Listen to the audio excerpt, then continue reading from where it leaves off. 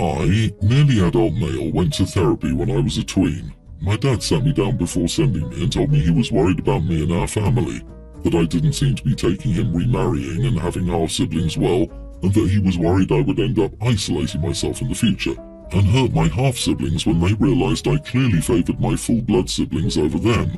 He asked me to give therapy a go to see if I could find a way to process Mum not being there, move on to fully accept my half-siblings, and maybe even see my stepmom as something more than his wife. I told him I'd go. The first therapist was a bust. She spent the whole session talking about religion. Dad didn't send me back. The second therapist was different.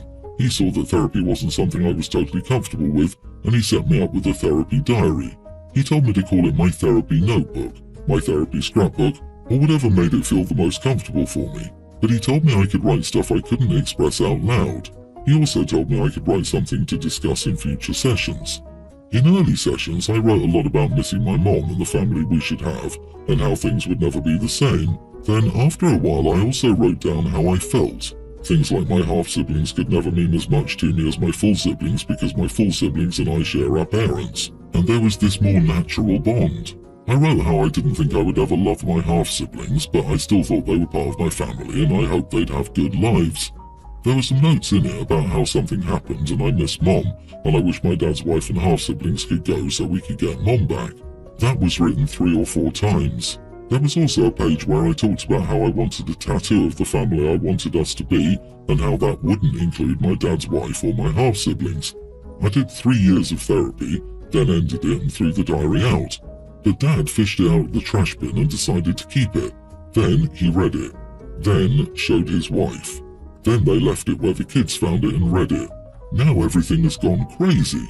My dad confronted me and we argued because he told me I'd written some very unfair things.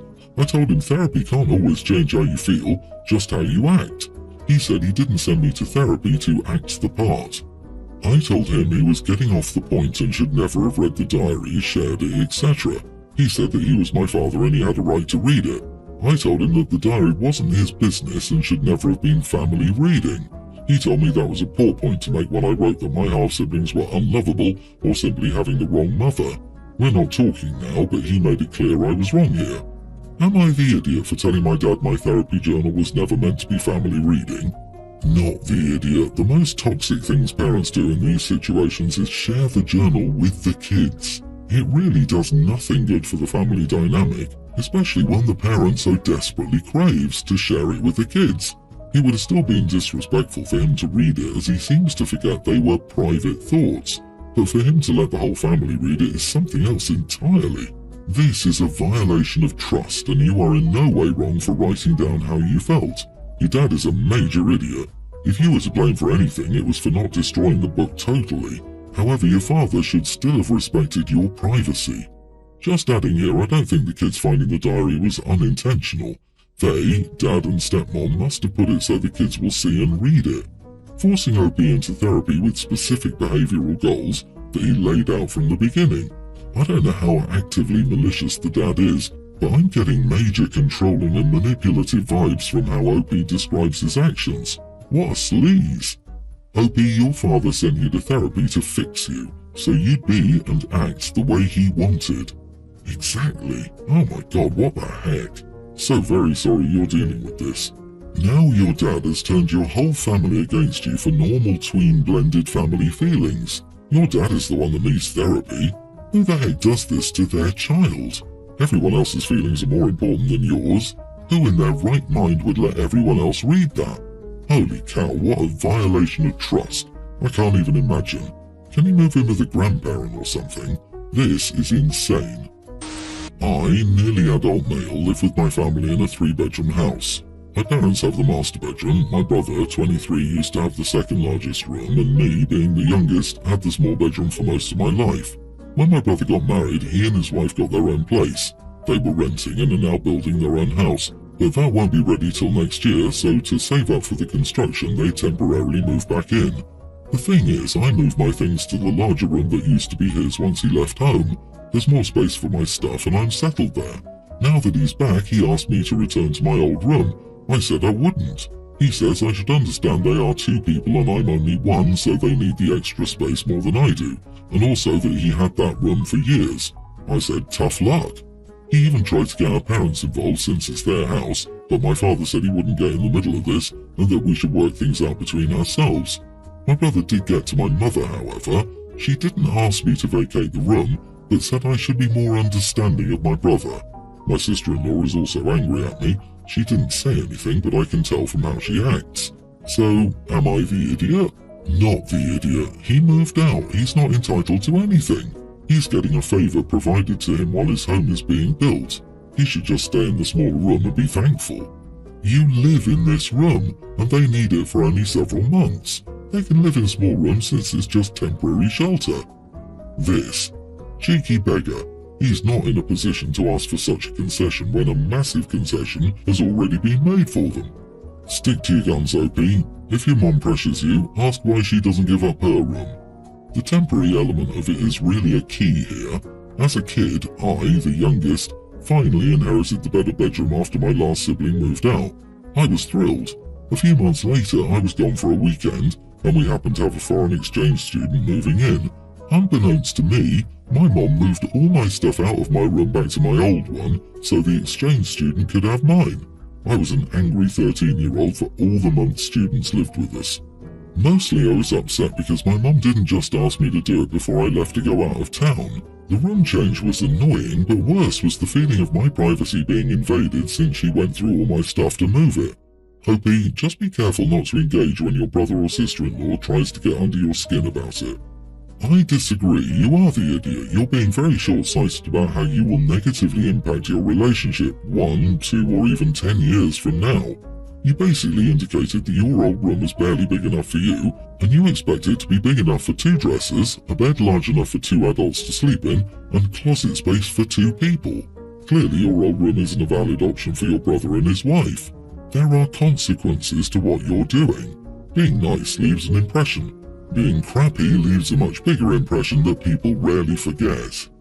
Well, that goes both ways. The older brother is equally responsible for the future impact on their relationship and is an actual adult. Expecting a teenager to graciously give you something that's theirs because you want it and feel entitled to it, not consistent with how teenagers work. Or anyone, really. I, male 34, moved in with my girlfriend, soon-to-be fiancée, Cornelia, 31. I knew from day one that English wasn't her native language. She's a Polish immigrant, and that she also speaks Polish and Spanish, but I hadn't realised how much those 2 languages affected her life. I mean, she speaks English on a daily basis and is fluent, and her work life is solely in English, so you can't blame me for not realising it. We moved in and suddenly other languages found their way to creep into our lives. Her Netflix is full of foreign movies, and her music is often foreign. She wants to talk about movies from Poland or Latin America that I have no interest in and don't want to watch with subtitles. I never know what language I will encounter when I come home. One day she'll watch the news in Spanish, the next it'll be in English, only to switch to Polish. It's infuriating. I sat her down and explained to her that it makes me incredibly uncomfortable that there are a lot of things in our house that I cannot understand, and I asked if she could please tone it down. She asked me what I meant, and I explained again that she should listen to English music and movies to discuss them and watch them together. I expected her to take it on board, listen to me, and try to make me more comfortable in my own house. So you can imagine my surprise when she said, "You've got to be kidding me." I told her that there was nothing inappropriate about my request, and she would be selfish if she continued to do things that make me uncomfortable. For all I know, she could be watching some awful stuff, but I wouldn't know about it because she can just hide it. She basically called me an idiot in more than one language, and told me she had to think and went to spend the night with her friend. I said to think carefully because it's a small request and she should be more accommodating instead of alienating me in my own house. Instead, she ignored me and slammed the door to the bedroom to go and pack. Now she's left, and I worry that perhaps she was right. Perhaps I overreacted and should have sucked it up and tried to approach it slowly, one language at a time. Am I the idiot for approaching it so directly? You are the idiot. I'm so proud of your girlfriend for not putting up with your insecure, borderline racist BS and just leaving. Good for her. If someone watching the news in Spanish infuriates you, you probably have some sort of personality disorder because that is some antisocial behavior. This controlling BS is the marinara of red flags. In my own home here is telling. It's also her home and she deserves to connect with her culture in the comfort of her own home if she has to use English the rest of the time. Sorry you're insecure, OP, but this is just kinda embarrassing. OMG, I love your girlfriend. I hope she pulled out her dictionary and said, "You gotta be kidding," in at least 5 new languages. Dude, really? Your request was wildly out of order and demonstrated a really weird, controlling or anxious streak. Were you worried she was watching awful stuff? You aren't ready for this relationship. Get a therapist. Apologize to your girlfriend and find a new place to live. My wife, 28, and I, male 28, have been together for 3 years, married for nearly 1. Our first anniversary is in 2 months, and she's pregnant with our first baby, 10 weeks. Honestly, I was always very close to my family and friends, so I'm used to telling people I love them or being open with my feelings. It's not weird at all to me. My wife knows that, and that was something that she liked about me, being open to expressing my feelings. Up until now, it's never been an issue. However, her family wasn't as good at dealing with feelings, so they weren't as open to feelings. Well, it was my birthday 2 days ago. We did a very small family gathering with just our closest family and friends since my wife is uncomfortable with the pregnancy. My sister-in-law, 24, came to my party. When she arrived at the house, she wished me a happy birthday and gave me a box with a gift. I thanked her and opened it. This was in front of everyone, we weren't hiding or anything. It was a book that I honestly loved and was looking forward to having for a long time. I commented on this at family gatherings a couple of times. I obviously was very happy and excited to finally have it, so I hugged her, I said thanks again and told her I loved her. No one in my family was surprised, they didn't react at all, but her family did, and so did my wife. Even my sister-in-law was shocked. After that, things were a bit awkward, like I could tell my wife was angry over something but didn't know exactly what. And my sister-in-law kept looking at me, and so did my in-laws. After everyone left, my wife exploded.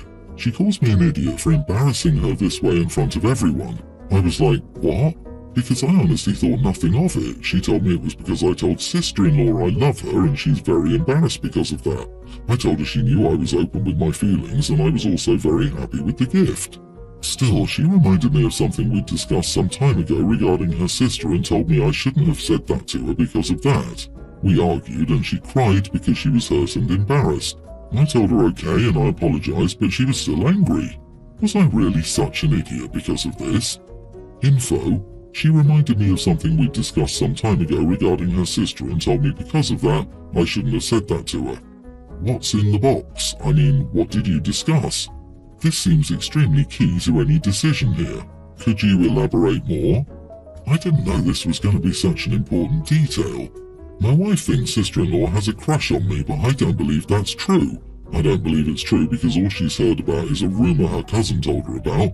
We didn't discuss this with her sister or confirm this being true besides what some people have told her. I don't want to ignore her feelings, but I also think she shouldn't damage her relationship with her sister because of rumors. You are the idiot, because, damn, the detail that the sister might be into you is kinda important, dude. It changes the entire complexion of the interchange, especially with you knowing that she might be into you. Very much not cool now and a bit shady you tried to hide that. Oh, and he didn't think it was an important detail, in his own words. He left out a very important key detail. His wife believes his sister has a crush on him. He essentially just told someone who his wife probably knows way better than him and who she believes holds romantic feelings for him that he loves her. Even if it's platonic on his end doesn't mean that it was interpreted as such on sister-in-laws, as evidenced by the huge reaction wife and her entire family had. So I, 45 male, have a son Callum, teen, with my ex-wife Amanda. We had an amicable divorce when Callum was 2 and so far we've been co-parenting quite well. Now, I could say a lot of things about Amanda's parenting, but the long and short of it is that she and her new husband cater their parenting style to their 2 younger kids together, tween female and pre-tween male. Because of this, he's decreased his time at their house since he got the choice, and now spends every other weekend there. Around a month ago, Amanda and her husband made a reading rule for the kids. The pre-tween has to read 30 minutes a day, the tween has to read for an hour, and Callum has to read for 2 hours. I have no idea why they did this. I think it's because the youngest is falling behind in his reading level and they wanted to keep things fair between the kids. I think that this is ridiculous, as Callum is a very smart kid already and he needs that time for homework and relaxing since he doesn't have that much free time. Amanda told me she expected me to enforce the reading rule when Callum was at my house. I told her that I wouldn't. She said it was unfair to Callum's half-siblings that he could just leave for my house and not have to follow the rule, while they had to follow it no matter what. I told her tough luck, it's my house and I make the rules, not her. Now Callum is thinking about not staying with her anymore due to the increasing strictness of her and her husband's rules. She told me that it was all my fault that he didn't want to be around her anymore because I was so lax with the rules. I'm pretty sure I'm in the right here, but I thought it might be a good idea to get some perspective. So, am I the idiot? Not the idiot. So how many hours a day is she and her husband reading? They should lead by example. And being full-grown adults, they should be reading for 4 hours per day. You know, to keep it fair. Requiring your kid to read 2 hours a day on top of required textbook reading and assigned English class reading seems like a good way to inspire dislike for the hobby. This is ridiculous. 2 hours of reading on top of potentially hours of homework every day? She's damaging her relationship with him and pushing him away, and that's sad but on her. I get reading is great for the younger kids, it's a skill they need to develop. But if the youngest starts falling behind in math, will Callum have to do 2 hours of math worksheets to make things fair between them? Fairness isn't bringing everyone down or holding everyone back to the lowest performance level. Blanket restrictions for the sake of one child is laziness and favoritism.